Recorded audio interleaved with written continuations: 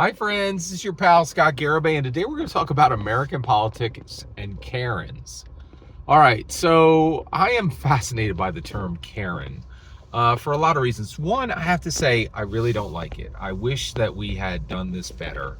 I think it is a extremely destructive term, but it is a fascinating term. And one of the things that I've realized is I love language, and I believe I am on the front lines of the language wars. I believe that true power exists in controlling American language, American English, right? I think American English is the most powerful weapon in the world by far. Nothing is more dangerous than American language, and I'm on the front lines, man. Like, so, all right, yeah, I'll say this real quick. I don't want to spend too much time on this. I'm a public figure, and I know that sounds strange, but it's true. You know, I go to conventions and people are like, oh, hey, hi, I know you, right? I go into shops and FLGS shops, and they're like, I know you. Like, I go to PAX Unplugged. There's like 60,000 people there. Like, I get recognized.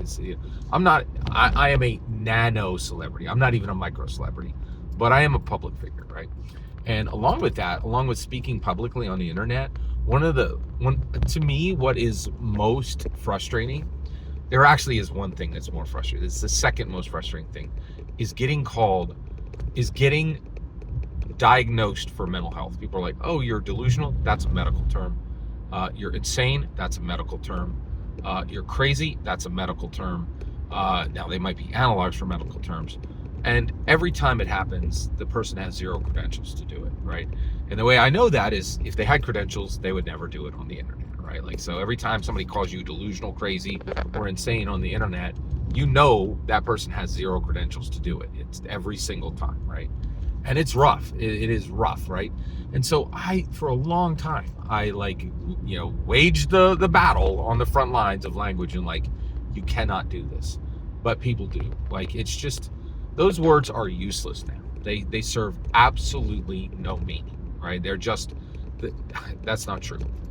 The terms insane, crazy, and delusional stand for the person on the other side is a male genitalia all the way. They're just a straight up male genitalia. They're a horrible, horrible person. That's all it doesn't communicate anything about the person being used against. It's just, this person's a D-head. That's all it means, right? Like, you're like, oh, you're crazy. Well, I'm not crazy, but you are definitely a D-head, right? It's like, there you go. Like, sorry, I know I'm an evangelical Christian, but there's just no better way to say that. Like, it's just, sorry. And it's rough. It is really rough. Okay. So I'm fascinated. So thank you for that, me going on a side quest there. Sorry about that. All right. I'm fascinated by this term Karen, and I don't think it should be I think it should have been retired a while ago. It ain't going anywhere. It's part of our lexicon now. And that's the same thing too, is you lose control of words, and there's no putting them back in the box, right? And I think Karen is out, right? So I'm really fascinated by this term. And so the reason why we're talking today is it has been clearly defined by a person with standing. All right. It's another subject I'm absolutely fascinated by, which is standing. And we'll talk about that near the end of this video. Let's talk about Karen. Okay. So first of all, standing, you have the right to say it. Okay. It's a big, big deal, right? It's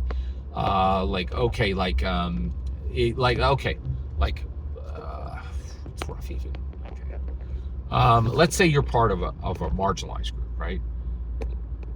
People hate when people outside of a marginalized group speak for a marginalized group. But if you're a member of that marginalized group, you can say things. You can say truths about that marginalized group because you have standing, right? You're part of it. You've lived it, right? You've lived experience. All right, here we go. Who has standing on the term Karen? Well, a woman by the name of Chelsea Fagan. I absolutely love her. I've spoken about her channel multiple times here, and I'm going to point you to her channel again. Go check out Chelsea Fagan. She's a female economics guru, right? She's female. She's an economics guru, right? And the reason why I said that first part is there aren't many like most economic gurus that people follow and pay attention to are not female. So they're a little bit rare. So that's why I made that distinction here. All right.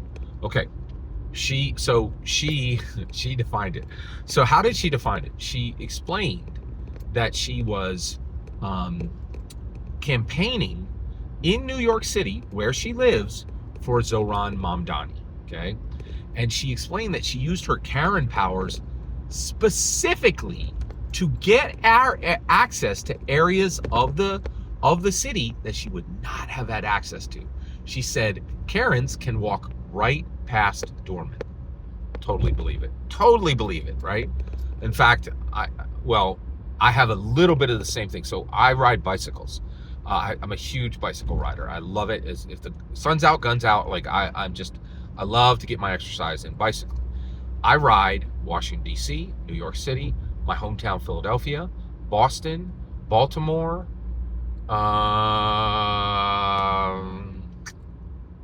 I also bicycled the ghost town in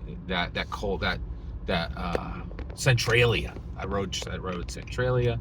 So I absolutely love the bicycle ride. And one of the reasons why is you can just go anywhere. So what you do is, there's all kinds of places that are secured, right? And they're just kind of cut off from access to the public. But you can just roll. They're all secured from vehicles, right? You can just roll through on your bicycle, right?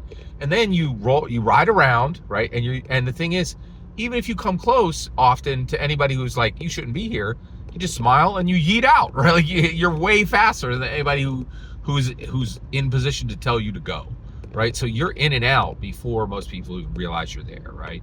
And you have access that pedestrians don't have, and that people in cars absolutely don't have. It's one of the greatest power. I love it, right? It's adventurous, it's exploration. I love it, and all of that is coming from bicycling. I bicycle because I love D&D. It allows me to actually adventure in IRL, which is fantastic. I love it. So, with all that said, I totally understood what she meant by her Karen powers allow her to access areas that she wouldn't. And she was like, I had access to buildings I wouldn't have access to if I wasn't a Karen. Which is like, cause she can go into a building, she can walk into a building because she looks like she belongs there. By the way, if you ever watch Mad Men, you will totally understand this from one scene in there that just like beautifully depicted this power, right? So Chelsea Fagan is a for realsies Karen, okay? And she said, I'm a Karen. Like she's like, and then she's like, and if you're a Karen, we need you on our side. And then she defined why she's a Karen. And so this is the legit, full-on, 100% definition of a Karen, right? It's coming from a Karen. She's got standing, and she can say it, and I'm about to repeat it. Here we go. So what is a Karen? 36-year-old woman, 36-year-old white, affluent woman with a bob haircut who usually wears business casual. Wow, that is like spot on. Let's say it again. 36-year-old white, affluent woman with a bob haircut who usually wears business casual. Spot on, man. Let me speak to your manager. I was like, that is a awesome, perfect, fresh definition, right? And it's important because, as a political wonk, right, if you love politics, words have meaning. And those meanings have consequence, and they have weight, and they can be used as weapons, right? And it's important. It's important. And so, now I don't think we really knew what a Karen was before. We know now, right? A Karen is a 36-year-old white, affluent woman who has a bob haircut, who usually wears business casual. Man, is that spot on. That is spot on. And I also really appreciate that Chelsea Fagan said this, because I think a lot of people could have said that, but it wouldn't have mattered because they didn't have standing. They didn't have the right to say it. They didn't have the right to declare it, and it could have been swept away by others. But I think this definition cannot be swept away. This is a bulwark definition. It's created by a Karen, by a proud Karen. And I love Chelsea Fagan. If you haven't seen her, get to her channel immediately. Don't ever watch one of my videos before you watch all of hers. Every single word you just heard in this video is my humble opinion. Nothing more and nothing less. The important part is when I get to hear your humble opinion, when you get in the comments and send your traffic. Please consider liking and subscribing, and have a fetch millennium.